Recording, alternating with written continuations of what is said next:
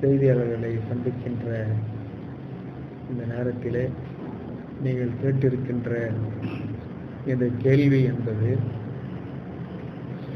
அதிமுகவுடைய உட்கட்சி பிரச்சனை. அதிலே நாம் மூக்கு நுழைப்பதற்கு சம்பந்தமில்லை. இருந்தாலும் நீங்கள் கேட்கின்ற கேள்வி, ஒரு பழமொழி சொல்வார்கள், ஊர் கூடி தேர் இழுத்தால்தான் தேர் நகரும் என்று. அதே போல கூடி வாழ்ந்தால் கோடி நன்மை என்று. அதுபோல் ஒரு காலத்திலே இந்தியாவில் 3வது கட்சியாக இருந்த அதிமுக மீண்டும் அதை பிரதிபலிக்கின்ற வகையிலே அனைவரும் ஒன்று சேர்ந்து அந்த கட்சியை பலப்படுத்தி இன்றைக்கு தமிழர்கள் பெயரை சொல்லி சமூக நீதி என்று சொல்லி அநீதி செய்து கொண்டிருக்கின்ற அரசுக்கு ஒரு முற்றுப்புள்ளியை வைக்க அனைவரும் ஒன்று சேர்ந்து இயக்கத்தை பலப்படுத்தி எதிர்காலத்தில் ஆட்சி அமைப்பதற்கான ஒரு உத்வேகத்தில் இருக்க வேண்டும் என்று புரட்சி பாரதம் சார்பாக என்னுடைய கருத்தை நான் இங்கே தெரிவித்துக் கொள்கிறேன். இது இன்னைக்கு அவரு செங்கோட்டையன் இன்றைக்கு கட்சியிலிருந்து வெளியே போல, கட்சிக்கு தலைமைக்கு எதிர்ப்பா அவருக்கு குரல் கொடுத்ததுனால கட்சி தலைமை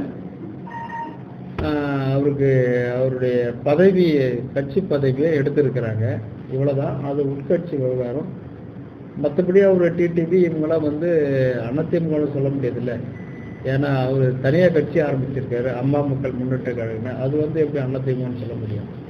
அதனால அதை பற்றி நம்ம சொல்ல முடியாது. அவங்கள ஒன்றா சேர்ந்த கட்சின்றது அது அவங்களுடைய விருப்பம். செங்கோட்டையன் வெளியே போனதுனால அதிமுக இல்ல செங்கோட்டையன் அவர் வெளியே போல, தலைமைக்கு எதிராக கருத்து சொன்னதுனால அதுவும் தலைமைக்கு 10 நாள் கெடு விதித்தார். அது உண்மையா அது தப்பு தான். அது கெடுலாம் விதிச்சிருக்க கூடாது. அவர் பேசி இருக்கலாம். அதுக்காக இது அதனால அவங்க கட்சி தலைமை முடிவெடுத்திருக்கிறாங்க. அவர் பதவியிலிருந்து விலகி இருக்கிறாங்க, அவ்வளவுதான். மற்றபடி அவங்க பேசுறது கொண்டதான் அவங்க கட்சி சம்பந்தப்பட்டது. இப்போ வெளியே வந்தோடனே பார்த்தீங்கன்னா ஓபிஎஸ் ஆதரவு கொடுக்குறாரு, டிடிவி ஆதரவு கொடுக்குறாங்க. இப்போ எடப்பாடி கட்சியாசர் போகும்போது பார்த்தீங்கன்னா எல்லாரும் ஒன்னா போகணும்னு சொல்லிட்டு அவங்க கட்சி தொண்டர்கள்லாம் சொல்லிட்டு இருக்காங்க. அது சம்பந்தமா பார்த்தீங்கன்னா போஸ்டர்ஸ் எல்லாமே வேற அதுக்கேற்ற மாதிரி அடிச்சிருக்காங்க. இது இப்போ ஏடிஎம்கே கட்சிக்காரங்க மத்தியிலே என்ன நடந்துட்டுன்னே தெரியல அப்படின்ற மாதிரி மக்கள் பேசிட்டு இருக்காங்க. இல்லை, அதை பத்தி தெரியல எனக்கு.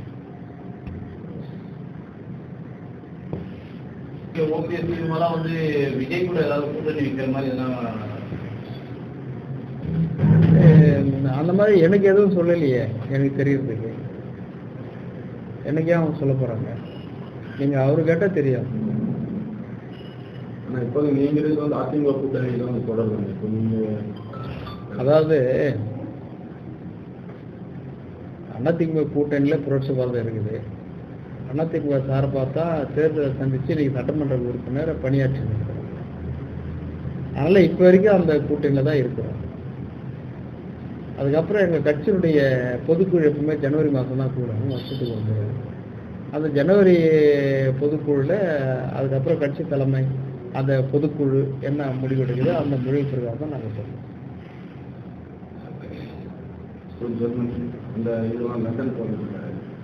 தொழில்